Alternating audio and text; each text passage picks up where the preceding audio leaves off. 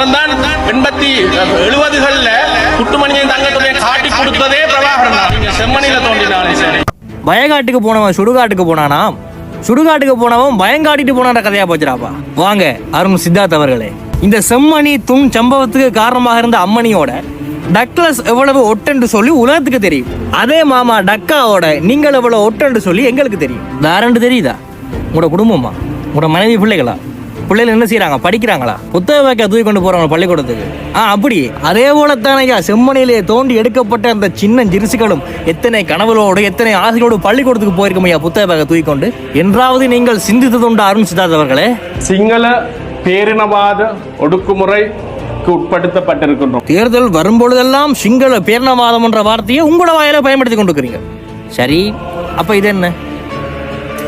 அப்ப இது என்ன? அப்ப இது என்ன?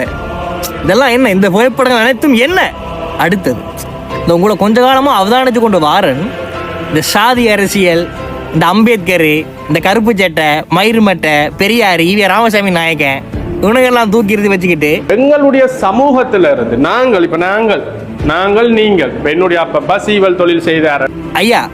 நான் இந்த குழந்தை புள்ள விளையாட்டெல்லாம் இந்த வெற்றிமாறன், இந்த பாரஞ்சித்து, இந்த மாரி செல்வராஜ், திமுக கொத்தளமையாகிய வீரமனுடைய அல்லக்கைகளாகிய சத்யராஜ், ஜெகத் கஸ்பர், சுகவீரவாண்டிய, திருமுருகங்காந்தி, சுந்தரவள்ளி, குளத்துருமணி, கடைசியாக சேர்ந்ததுதான் நீங்கள் அருண் சித்தார்த் அவர்கள். அவையிலேயே பார்த்தாக்கலையா நாங்க இப்ப வந்து நின்று கொண்டு இந்த அம்பேத்கர் அரசியல், சாதி அடக்கு ஒடுக்குமுறைக்கு எதிரான அரசியல் விளங்கல. நீங்கள் அடக்கு ஒடுக்குமுறைக்கு எதிராக நீங்கள் அரசியலை செய்யுங்கோ, நான் இல்லை என்று சொல்லல. ஆனால் குற்றம் செய்தவனை நீங்கள் தண்டிக்காதீர்கள். எப்படி? குற்றம் செய்தவனை நீங்கள் தண்டிக்காதீர்கள். குற்றம் செய்வதற்கான காரணத்தை தோண்டி எடுத்து அந்த காரணத்துக்கான தீர்வை முன்வைங்கள் என்று சொல்வதை போல சாதிய அடக்கு ஒடுக்குமுறைக்கு எதிராக நீங்கள் பேசுங்க, நான் இல்லை என்று சொல்லல. ஆனால் சாதியை உருவாக்கியது யார்?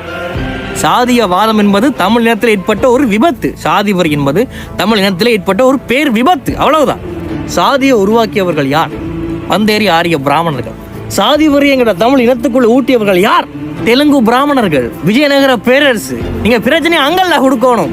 நீங்க என்னத்துக்கு எங்க இனத்துக்குள்ள நீங்க பிரச்சனை உண்டு பண்றீங்க? இந்த குரூப்ஷம், டிஸ்கிரிமினேஷன், கரப்ஷன், பொல்யூஷன் இல்லாத உலகம் இங்க இல்ல. ஆனால் அதையும் கடந்து வாழ்வதுதான் வாழ்க்கை. இன்று 12 கோடி தமிழ் இனத்தினுடைய லட்சிய கனவுகளை சுமப்பதற்கு ஒரு ஆணினுடைய இதயம் அங்கு காரணமாக இருந்தது. அதுதான் தலைவர்.